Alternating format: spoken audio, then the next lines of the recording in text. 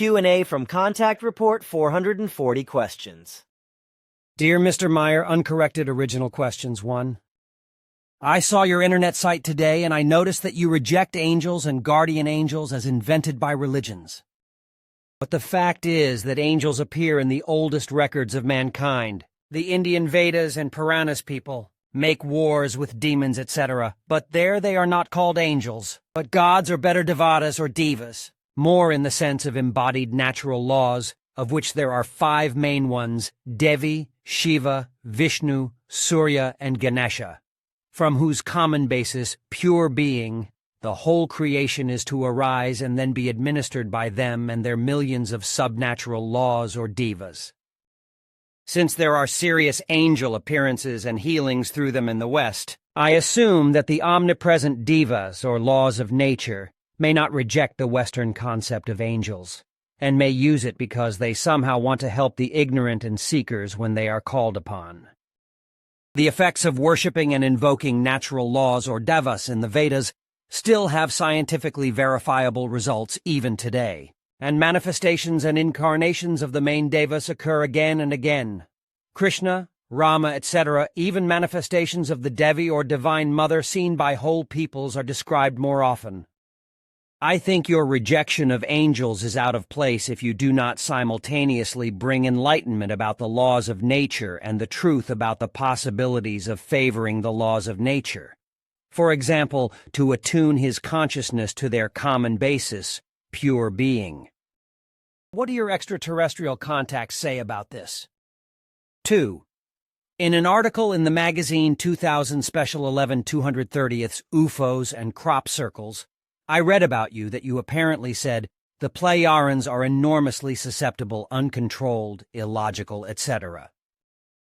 If they get in contact with normal Earth humans and then accidents can happen? If this is true, in my opinion, the Pleiarans are not founded in being what good is the best wisdom, etc., if it is not expressed in physical, emotional, and spiritual stability. Namely, maintaining equanimity, reason, love, etc., even under the most adverse circumstances. I think they could still learn a lot, don't you? 3. How do you feel about Sheldon Neidl saying he channels Syrians? And of Mike Quincy, who supposedly channels Saint Germain and people from Venus and other planets and systems? And what about Franz Barden? Was he a weirdo? I would appreciate an answer, even if it is only short. Many thanks in advance. With kind regards, Johannes Buchholz, currently in Holland. Answer. It is clear to me from your questions that you are a man of faith in relation to the Vedic Vedas. But that does not change the fact that you can answer your questions if you are able to bear the hard truth, which is somewhat different from the old teachings of the Vedas, whose real origin lies in the Nokademian doctrine of the spirit, which was taught in India some 13,500 years ago, but which was thoroughly falsified due to misunderstanding and misconceptions, as well as due to delusion and deliberate deception, and became a structure of pure fantasy with regard to demigods, deities, being, demons, and angels, etc., etc., as is the case with Christianity, and, in certain forms, Buddhism, Theosophy, esotericism, and all kinds of sects. The effective truth is not that which is today suggestively and erroneously chewed up and preached to man in complicated forms by religions and sects, but the effective truth rests in the simple simplicity of the spiritual teaching, which also includes the teaching of truth and the teaching of life. You want to know the effective truth, and I will present it to you in a hard-hitting way, and you may or may not use it for reflection and effective truth-finding. Only one more thing should be said about it. You should not feel offended when you are hit by the hard truth, as it is usually always the case because it is just not endured, because it does not fit into the worldview of faith, which men cherish and cultivate and cannot free themselves from it, in order to turn to the effective truth. On the contrary, they begin to scold and blaspheme about the effective truth as well as about those who bring and teach the irrefutable truth. The fact is that believers are usually unable to free themselves from their religious or sectarian heresies, and therefore curse the truth. And if they nevertheless make an effort to lend their ear and consciousness to the effective truth, only a very slow and lengthy process can lead to real knowledge and acceptance. And this is because man does not consciously make a truthful effort to acquire knowledge and wisdom, but in relation to them, he remains only in a belief that is unprovable for all time, contrary to the truth that proves itself. It must also be said that a person who adheres to a religious faith does so not simply because he is seduced to do so by false religious and sectarian teachings and their preachers, etc., but because all faith is inherited through parents. To question 1 is as follows. Angels have been a product of human fantasy and delusions since time immemorial, so that angels have never appeared to any human being, nor have they been demigods or gods in the sense of erroneous religious teachings. So gods, respectively angels or devatas, respectively devas, never appeared as embodied laws of nature and never had any effect, because these figures correspond to pure earthly human fantasy products, or even schizophrenic delusions. Creation, the universal consciousness, did not emerge from a common basis of the 5 deity Devi, Shiva, Vishnu, Surya, and Ganesha, but as an idea and origin from the primordial creation, according to which creation created itself out of itself. The creation is not identical with the creations, beings and life forms, etc., that have emerged from it, but it is itself the universal consciousness, the being, from which everything in our universe originated, and into which everything also enters again.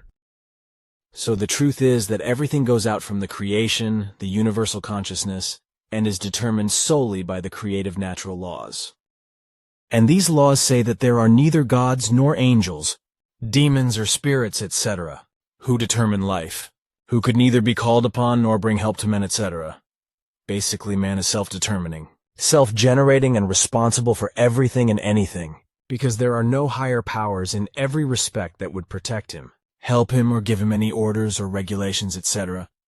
Different doctrines of sects, philosophies, and religions correspond to schizophrenic constructs of lies, which were invented by people who are mentally ill or by deceitful people in order to drive believers into their clutches.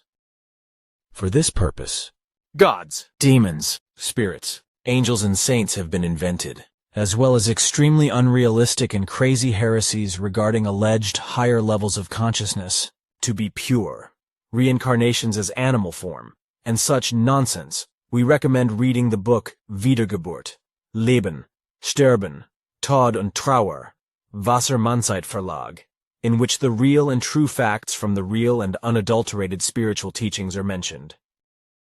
Neither the fantasy figures Krishna and Rama nor the Divine Mother Devi could or can manifest before individuals or the whole people, because what does not exist cannot be manifested.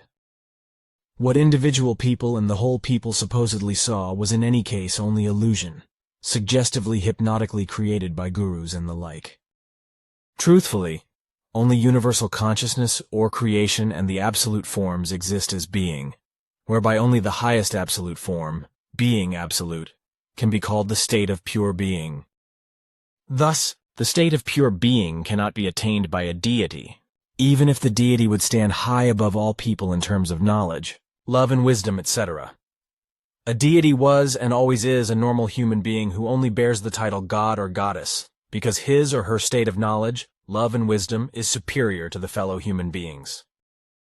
Further, it must be said that the omnipresent laws of nature do not integrate themselves into subnatural laws, because the entire laws of nature are complex and a block, which is well thought out and based on the law of causality. Thus, everything is continuously self-determining, and this from every cause, which according to the creative natural law results in a very specific effect. These things alone are verifiable and recognizable by man, and thus also by the sciences, but not unreal things, such as alleged apparitions and incarnations or reincarnations of unreal head devatas or avatars, such as Babaji, who among misguided believers is traded as an embodiment of the divine himself or the god Shiva, and is contradictorily glorified on the one hand as a great destroyer, and on the other hand as a renewer, as well as a great leader of mankind in secret. In truth, however, every avatar is nothing more than an ordinary human being, who however presumes to be the incarnation or reincarnation of an alleged god. Your opinion that my rejection of angels would be misplaced if I did not simultaneously bring enlightenment about natural laws and the truth about possibilities of favoring the laws of nature For example, to attune his consciousness to their common basis, pure being, then your speech is a bit confusing because the whole does not harmonize together. This is especially so because despite the negation with regard to angels, I teach the facts of the spiritual teaching also with regard to the truth of the effective possibilities of favoring the laws of nature. So the whole thing forms a common basis, namely the rejection of angels, gods and demons, etc., because they are schizophrenic and believing fantasy figures, namely the representation of the doctrine of truth as well as the doctrine of the favorable treatment of the laws of nature, if they are correctly followed. With this, however, it is not possible for error and falsehood to attune oneself to the pure being, for this is not possible for any human being, even if he has the rank of an Ishvish or Srut.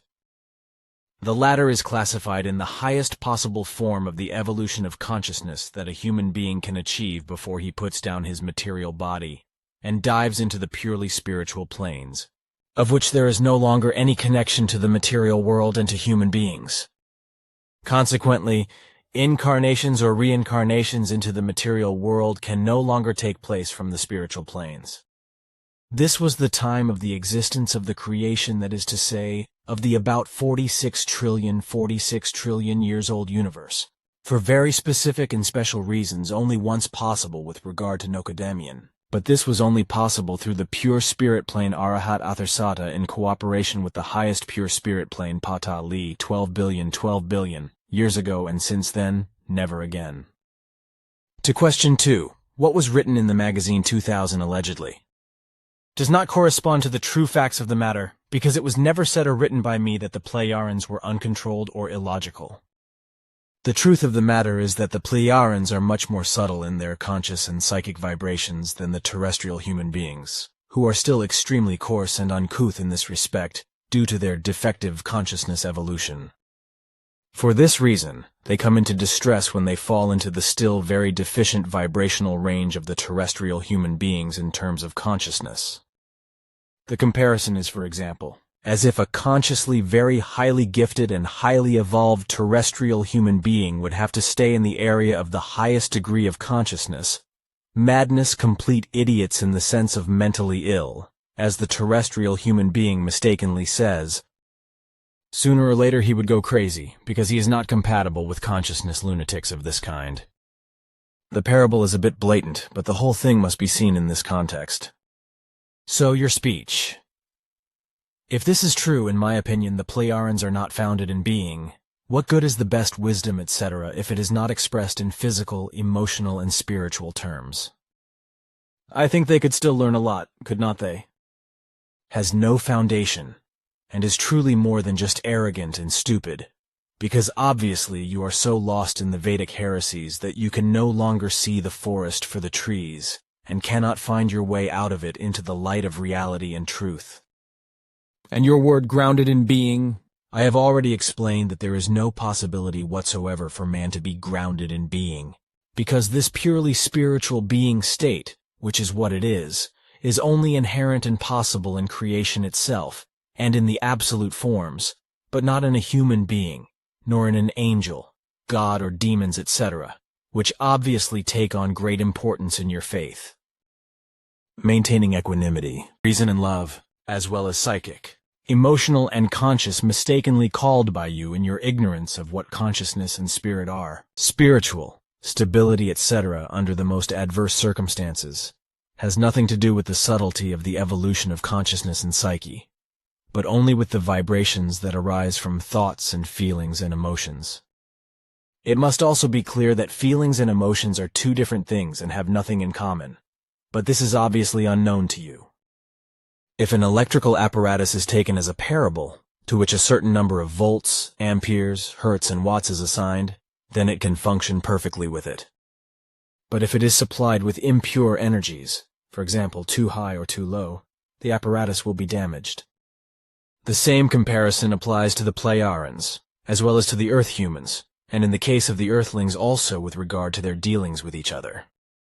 If, for example, one person is spiteful, aggressive, dishonest, and evil towards another, etc., then the latter inevitably takes damage to the consciousness, to the thoughts and feelings as well as to the psyche, that is to say, the whole mental block, if he does not move away from the area of the attacker. This should be enough to explain the situation. To question 3. Channeling is absolute nonsense in every respect. Therefore, no Earth human can boast about it. Either an assertion of alleged channeling is a deliberate deception or charlatanism, while not infrequently there is a schizophrenic delusion that makes people claim and believe that they are capable of channeling.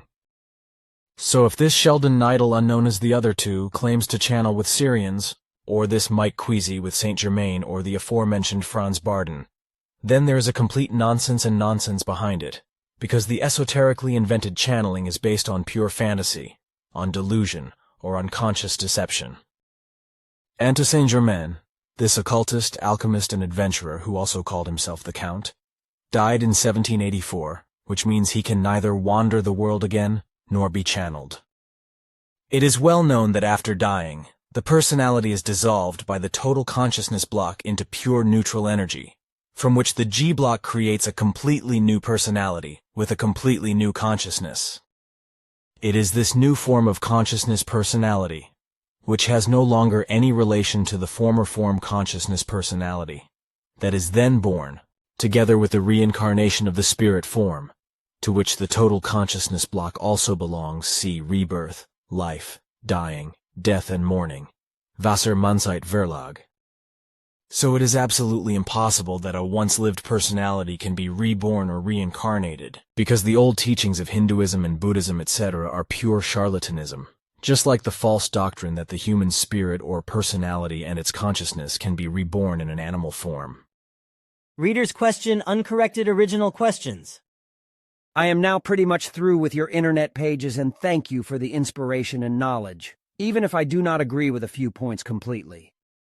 The solutions you offer could be deepened by additions with Eastern wisdom, because you can rarely change people with your suggestions.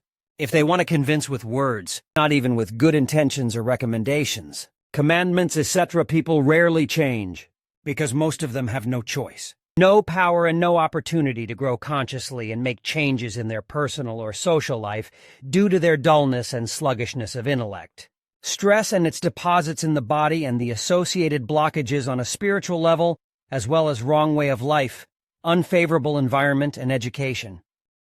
True changes can only be achieved by turning from a purely materialistic life to inner vision, by practical exercises to expand the individual mind to the cosmic mind, by the concrete experience of the all-pervading, eternal state of being Atma, Brahman, the universal existence as you wonderfully describe it. With a little practice, the mind will be impregnated by this new experience, just like a cloth that you immerse again and again in the color in being and place in the sun to dry exposed to activity until the color being no longer fades even under the most adverse circumstances and remains stable. Only then one does everything correctly or lives automatically in harmony with the cosmic state of being, in harmony with all natural laws. Fortunately, the Vedic tradition of India has preserved the realization of this possibility at all times through deep, transcendental meditation techniques that are not based on or presuppose faith, worldview, religion, but purely on the inner laws of the human mind. In addition, there have always been peace meditations and techniques that have been practiced in large groups by thousands of humans in one place and have brought about earth-shattering changes. Because when a sufficiently large number of people radiate the experience of universal existence, of the omnipresent state of being, of the all-embracing consciousness in one place, the collective consciousness automatically changes as well, and there is a constant neutralization of the negative and growth of the positive social tendencies. This has been reported historically in India over and over again, and can be proven today by scientific experiments. As far as I know, this will be practiced again by Vedic Pandits in India and other continents until the middle of the year, and can be proven by scientific research statistics, repeatable experiments, etc. I wish you and all humans courage and confidence in a better future. Johannes Buchholz, Germany. Answer. They think that the solutions that I offer could be deepened by adding Eastern wisdom, etc. In this respect, you are very much mistaken. because the Eastern wisdom basically originated in early times from the effective spiritual teachings I teach. And these were, just like Christianity and the other religions, falsified beyond recognition, with the Veda teachings being the worst forms of falsification besides the Christian tomb. Moreover, it must be said that many of the Eastern wisdoms are usually as extremely banal and childish as many of the Western and Oriental philosophies, etc. An immense number of religious and sectarian as well as philosophical heresies are still being spread even today in the so-called enlightened modern age, and are being taken up by disbelievers, which is a fact that also proceeds from your questions and statements. You speak, for example, of a mental blockade which is absolutely illusory, because the mind can neither be blocked nor attacked, because it is a pure creative energy which is absolutely taboo against any attacks from the side of man. Therefore, the mind cannot become ill with mental illness. This is only possible with material consciousness, because only this can be damaged or attacked by illness, etc., but never the spirit in man, because it is purely creative and inviolable. So it is also only the consciousness of man that can learn, create ideas and evolution, and create consciousness property. The spiritual teaching that I am presenting is in no way based on trying to convince with words, as is the case with the Veda teachings, the Bible, and all other religious and sectarian teachings. Obviously, you are not familiar with the spiritual teaching, truth teaching, and life teaching, so you cannot judge what the true teaching is. The teaching consists of 365 letters of instruction and about 40 books and many small letters. It does not have any conviction, good intentions, recommendations, or erroneous commandments, etc., by which people are to change. So you are also greatly mistaken in this respect. For the spiritual teaching whereby the spirit is related to everything creative and not to consciousness, but consciousness is trained by the teaching of creative laws, is directed to completely different and extremely valuable things. That you accuse most humans of the dullness and sluggishness of the intellect, and thus of the dullness and sluggishness of reason and understanding in the context of how you do this is extremely alarming and arrogant, for it indicates that you think better than you are, and that you elevate yourself high-handedly above the dull and sluggish. Unfortunately, you are only partly right that most people are suggestively misinformed from childhood on by a wrong upbringing and a wrong environment, which prevents them from growing consciously and from making changes in their personal or social life through stress. Basically, every person is fully responsible for himself, so if he makes an effort, he can decide for himself how his life should develop. He can do this at the latest when he starts his self-education from the 7th year of age and takes care of his developing interests. From this time on, then, man is already able to consciously decide about himself and also consciously perceive his interests. Although this process begins at a young age, the actual form of self-education is only known from the 7th year of life. That is one thing, that the human being carries the freedom in every respect to determine about himself, his education and interests in life, as well as with regard to his thoughts, feelings, and his consciousness orientation. In addition, however, since the existence of religions and sects, the fact that even the children are already afflicted by their educators with erroneous religious and sectarian teachings and forced into their nonsense, along with the fact that the hereditary disposition of the faith cooperates, that the person generally develops into a religious faith. These are things that are obviously not clear to you, just as it is not clear to you that man is subject to social norms, which he can only get rid of through his own initiative, if he has the motivation, courage, energy, and strength to do so. But the power of the social norm is usually more powerful than the individual human being, and therefore he is subject to it, as well as to religious or sectarian beliefs, which are taught to him in many ways, because faith is a genetic trait that goes back to the parents. What you write in paragraph 2 about true changes cannot be left as it is a Vedic nonsense, because neither by practical exercises nor by anything else an expansion of the individual mind to the cosmic mind can take place. So no concrete experience of the all-pervading, eternal state of being Atma, Brahman, is possible. Truly, man has no influence whatsoever on the individual spirit, because it is inviolable, and therefore cannot be manipulated or influenced in any other way by man. The spirit of man. The individual spirit or the spirit form is a tiny part of purely creative nature in full independence. Therefore, he lives only according to the creative laws of moderation, and evolves himself according to the evolution of consciousness, whereby the latter cannot exert any conscious or unconscious influence on the spirit. Therefore, it is also nonsensical to call the whole thing a concrete experience of the all-pervading, eternal state of being, the universal existence, because such a state is only inherent in the all-encompassing creation, the universal consciousness, and this state cannot be reached by man under any circumstances, or even grasped intellectually. Thus, the consciousness, which you equate with the spirit in incomprehension, cannot be impregnated with this new experience, even with a little practice, which is repeatedly dipped into the color being, and put into the sun or exposed to activity, so that the color being remains stable even under the most adverse circumstances. By the way, you obviously do not know this either. The being, as you write it, means the material life, that is to say, the material existence, while being means the true existence of the creation as well as of the absolute forms and the being absolute, thus determining the spelling of what is actually spoken about.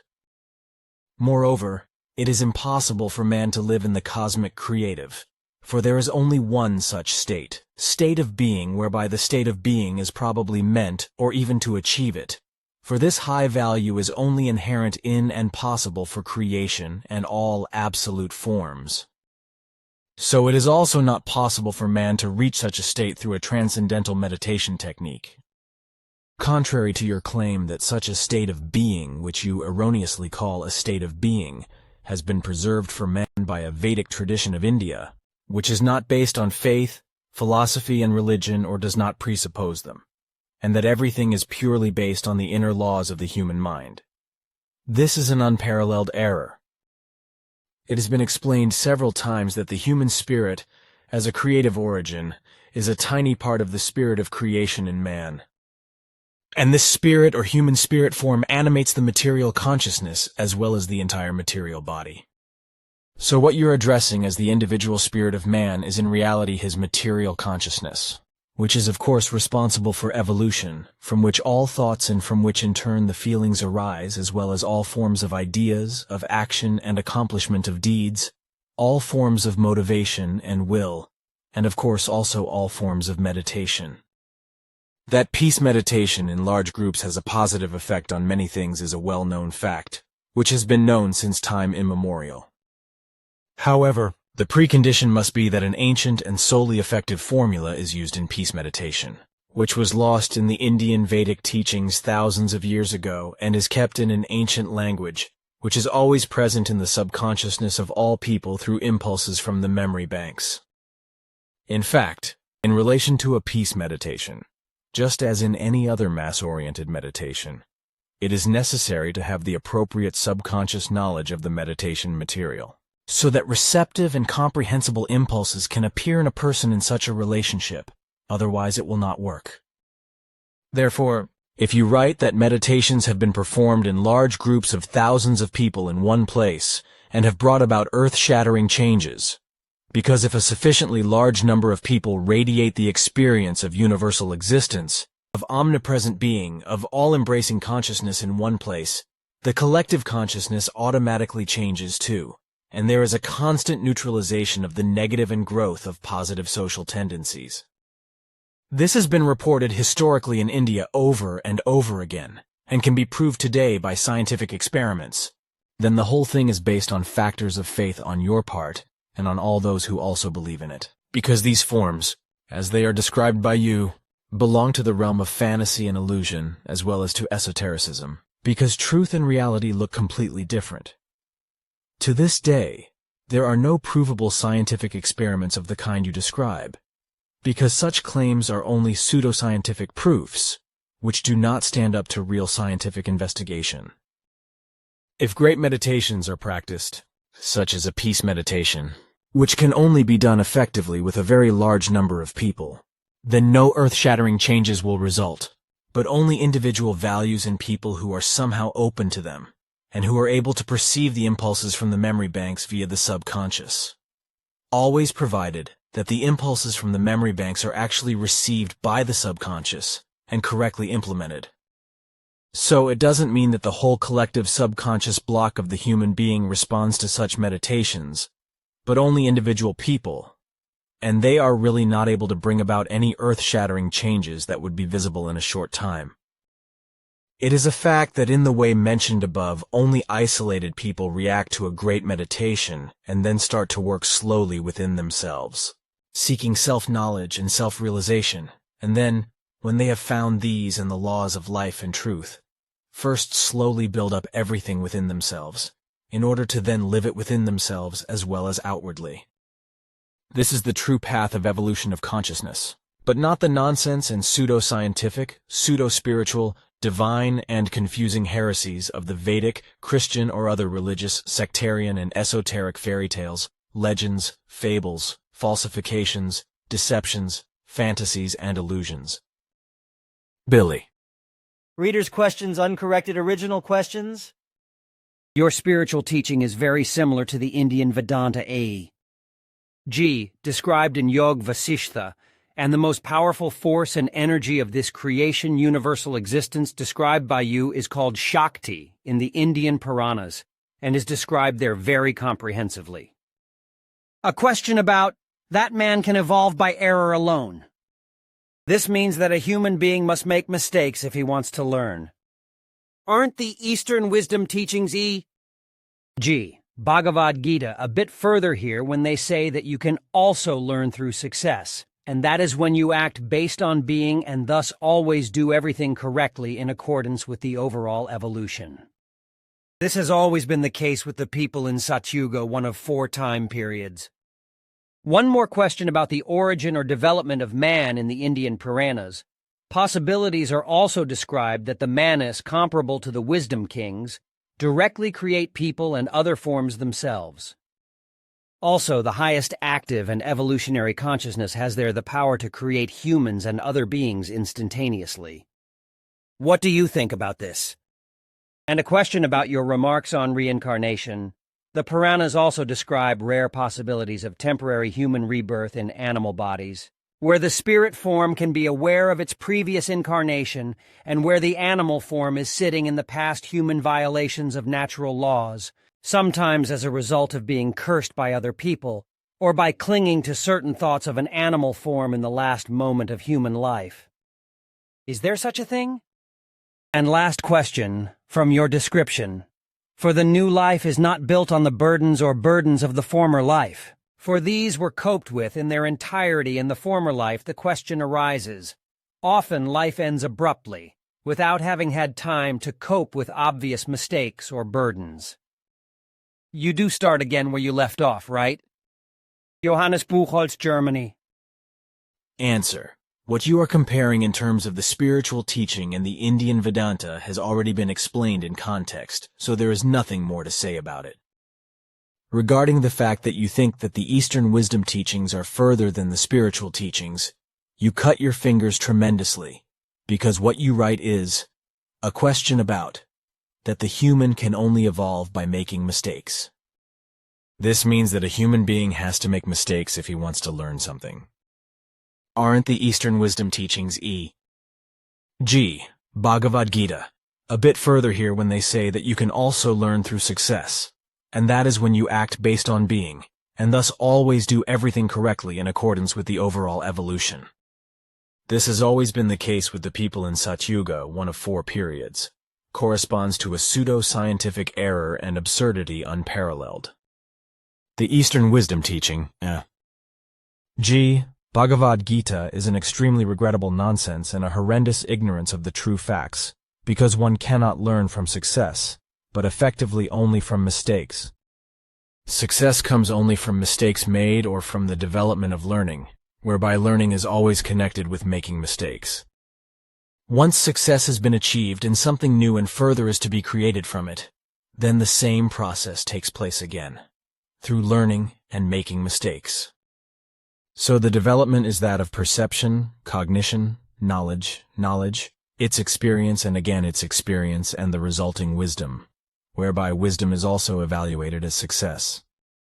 But the wisdom, that is to say the success, cannot simply be extended as such, because in order to achieve an extension of it, it is inevitably necessary to look for a continuation and extension out of the wisdom, that is to say, out of the success, which, however, is connected with the fact that one learns anew and new mistakes are made, recognized and corrected, namely with regard to the whole development from perception to wisdom, that is to say, success. Surely this should also be clear to a person who has fallen into a false faith and false teachings. With regard to the Manus, which can in no way be compared to Ishwish or Wisdom Kings, even these fantasy figures cannot create other forms themselves. It is also absurd that the highest active and evolutionary consciousness has the power to create people and other beings instantaneously, because such a creation is only in the power of creation, and furthermore, such a process is not instantaneous, but only slow, because it is in the order of time and evolution. It is incomprehensible that beings endowed with reason, as just men, can believe a nonsense, that it is different, that just gods and such like feeble-minded fantasy figures can create, that is to say, produce men and other beings, and that still instantaneously. The truth is that living forms of life such as humans, animals, creatures, birds, fish, worms, beetles, and insects, etc., can produce offspring through an act of mating or copulation, after which a certain time passes until birth takes place. Creation with its actions and its possibilities is the model for this. But anyone who indulges in religious, delusional, sectarian, and fraudulent or schizophrenic religious and sectarian heresies and scorns the effective truth is more than just regrettable. With regard to the descriptions of reincarnation in the following way, in the Puranas, rare possibilities of temporary human rebirth in animal bodies are also described, where the spirit form may be aware of its previous incarnation, and where the animal form may have served previous human offenses against natural laws, sometimes as a result of being cursed by other people, or by clinging to certain thoughts of an animal form in the last moment of human life. Is there such a thing? I am actually not surprised that you simply accept all this nonsense and bullshit without hesitation, and believe what you have written, and are obviously impressed and biased by it.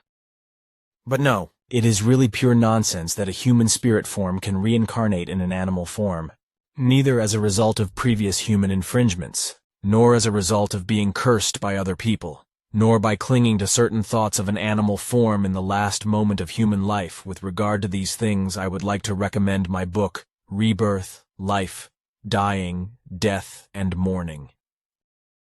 The question from your description, the new life is not built on the burdens of the former life, Because these were mastered in their entirety in the former life, if the question arises, often life ends abruptly, without having had time to master obvious mistakes or burdens. You start again where you left off, right? Of course, man begins his new life where the last one left off. The exact facts can be found in the above-mentioned book, Rebirth, Life, Dying, Death and Mourning, which is recommended to read and study, because it describes all the things and facts that provide exhaustive information on the whole subject of all your questions concerning rebirth, the hereafter, etc., etc. With this, I want to end my long but necessary answer to your questions, and I want to tell you that I cannot continue to get involved in such questions on your part, because everything is far too time-consuming and keeps me from important work I have to do, because I am not a super-sensible, supernatural god of Vedic, Christian, other religious, esoteric, or sectarian character who can perform alleged miracles. For my part, I am only a simple proclaimer of the truth and also a simple human being, who cannot do his work with allegedly supernatural energies and powers, but with normal human energy and power, whereby I have to do everything by myself in absolutely my own effort, motivation, and initiative, without having any gods, angels, demons, or spirits at my side to give me orders or channel with me, let alone being a medium to whom everything is simply chewed up and dictated, as is the case with charlatans, cheats and schizophrenics and other delusional persons of both sexes. Furthermore, I would like to add that I think that my words will fall on deaf ears, and will be met with incomprehension and rejection, since you are obviously completely caught up in the Vedic heresies. Billy.